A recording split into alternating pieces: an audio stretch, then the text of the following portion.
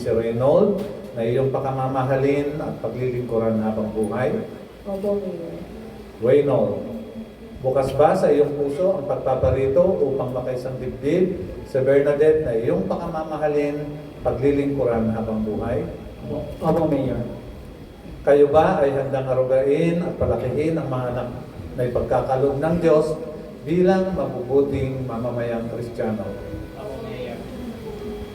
Gayong kayo ay nagnanais na mag-isang dibdib sa harap ng inyong mga ninong, mga ninang, mga magulang, mga kaibigan, hinihiling ko sa inyo, Reynold at Bernadette, na pagdaupin ninyo ang inyong mga palad at ipahayag ninyo ang likilig pagtipan.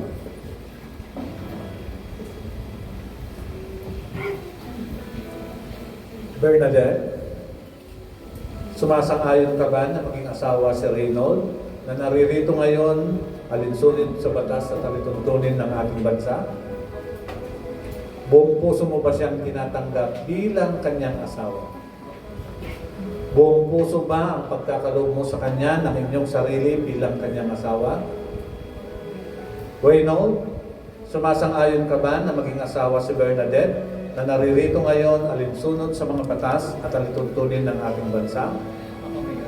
Buong puso mo ba siyang tinatanggap bilang kanyang asawa?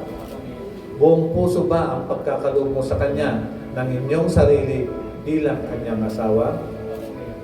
Ngayon ay hinihiling ko na sabay ninyong ipahayag ang inyong pangako sa isa't isa. Reynold at Bernadette, sumunod kayo sa ating sasabihin. Kami ngayon ay nagkaisa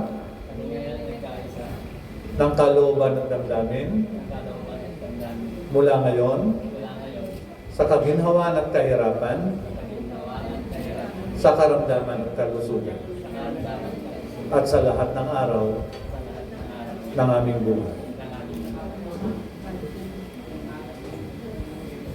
So, Reynold at Bernadette, ang singsing ay simbolo ng walang wagas na pagmamahalan.